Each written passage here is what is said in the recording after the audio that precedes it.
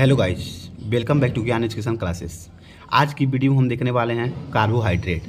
Carbohydrate क्या होता है, इसके इम्पोर्टेंस, क्लासिफिकेशन इस वीडियो में हम लोग देखेंगे। सबसे पहले कार्बोहाइड्रेट होता क्या है इसके बारे में हम लोग जानते हैं। Carbohydrate is a biomolecule. Carbohydrate जो होता है बायोमॉलिक्यूल होता है विच मेड ऑफ, यह बना होता है carbon, hydrogen, oxygen, having the general formula. इसका एक जनरल फार्मूला आता है CH2ON। Carbohydrate is a biomolecule which made of the carbon, hydrogen, oxygen, having the general formula CH2ON। Carbohydrate हम लोग का एल्डिहाइड भी हो सकता है, कीटोन भी हो सकता है। हम लोग का जो कार्बोहाइड्रेट है एल्डिहाइड भी हो सकता है, कीटोन भी हो सकता है। इसको अलग से और डिफिनेशन में हम लोग लिख सकते हैं। Carbohydrate are define as, carbohydrate define as the polyhydroxy aldehydes, ketones, derivative and compound which yield this the derivative on hydroxy and compound. और ये यौगिक जिन्हें हाइड्रोलिसिस पर प्राप्त करते हैं, डेरिवेटिव ऑन हाइड्रोलिसिस, या हाइड्रोलिसिस पर प्राप्त करते हैं, यौगिक जो इन्हें हाइड्रोलिसिस पर प्राप्त करते हैं, इसका हिंदी होता है। इसके बाद हम लोग इसके बारे में और जानेंगे। Carbohydrate are one of the most important food group in the diet. जो कार्बोहाइड्रेट हमारे में सबसे महत्वपूर्ण खाद्य समूहों में से एक है।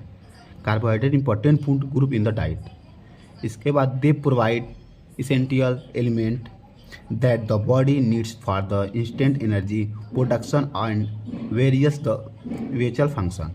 इसे वे आवश्यक तत्व प्रदान करते हैं जिनके शरीर को तत्काल ऊर्जा उत्पादन है और विभिन्न महत्वपूर्ण कार्य के लिए आवश्यकता होती है। दे प्रोवाइड essential element, ये provide essential element that the body needs, जिनको आहार की तुरंत आवश्यकता पड़ती है, तुरंत प्रोवाइड करते हैं। Carbohydrate energy production and विचल function, विभिन्न महत्वपूर्ण कार्यों के लिए आवश्यकता होती है।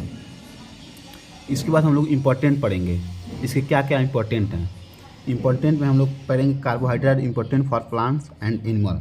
जो कार्बोहाइड्रेट हैं यह पौधों और जानवरों के लिए बहुत ही महत्वपूर्ण है। यह निम्नलिखित because they are involve following function, यह वे निम्नलिखित कार्यों में शामिल होते हैं। जैसे पहला हम लोग का है इम्पोर्टेंट, मतलब मेजर सोर्स ऑफ एनर्जी।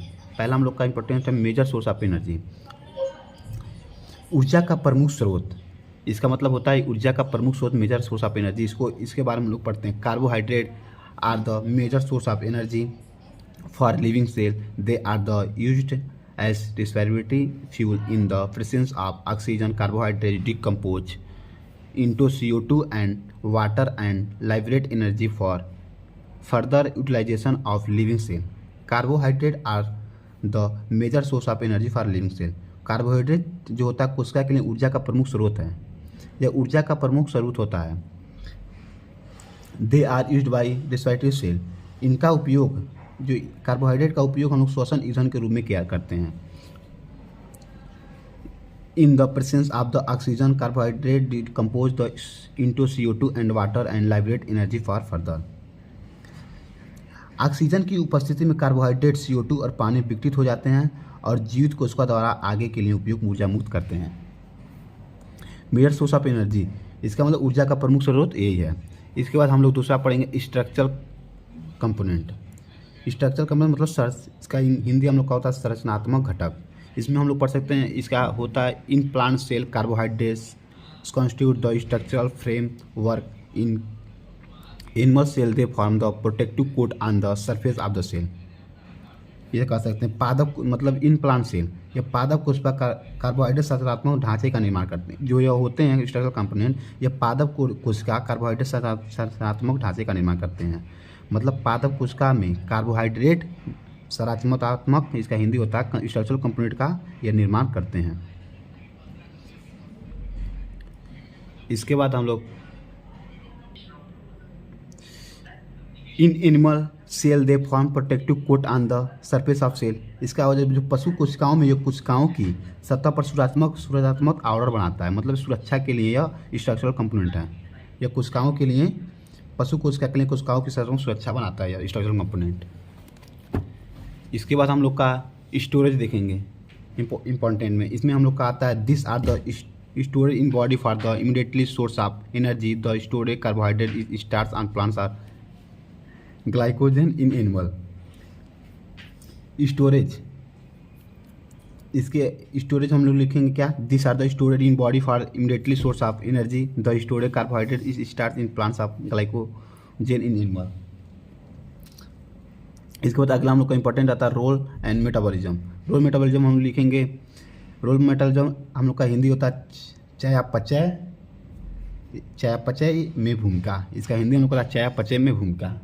इसमें हम लोग लिखेंगे carbohydrate play a key role in the metabolism of amino acid and fatty acid. इसका हम लोग हिंदी होता है कार्बोहाइड्रेट, अमीनो एसिड और फैटी एसिड। फैटी एसिड के चयापचय में महत्वपूर्ण भूमिका निभाते हैं। मेटाबॉलिज्म में ये महत्वपूर्ण भूमिका निभाते हैं रोल इन द मेटाबॉलिज्म में। अदर में हम लोग का होता है some glycoprotein also act as hormones. कुछ ग्लाइकोप्रोटीन हार्मोन के रूप में भी कार्य करते हैं। कुछ ग्लाइकोप्रोटीन जो होते हैं हार्मोन के रूप में भी कार्य करते हैं। इसके बाद हम लोग क्लासिफिकेशन देखेंगे। इम्पोर्टेंट कार्बोहाइड्रेट क्या होता है देखिए, इसके इम्पोर्टेंट देखिए। इसके बाद हम क्लासिफिकेशन देखेंगे। क्लासिफिकेशन देखेंगे। कार्बोहाइड्रेट हम लोग को 3 पार्ट में है। पहला हम लोग का होता है मोनोसेक्राइड, ऑलिगोसेक्राइड और पॉलीसेक्राइड। मोनोसेक्राइड, ऑलिगोसेक्राइड और पॉलीसेक्राइड होता है। इसके भी 2 होते हैं। मोनोसेक्राइड में एल्टोज और कीटोज, ऑलिगोसेक्राइड में डाइसेक्राइड, ट्राइसेक्राइड, टेट्रासेक्राइड। इसके पॉलीसेक्राइड के हम लोग को 2 पार्ट होते हैं, होमोपॉलीसेक्राइड्स, हेट्रोपॉलीसेक्राइड। ये क्लासिफिकेशन हम लोग का है। इसके क्लासिफिकेशन हम लोग अगले वीडियो में देखेंगे।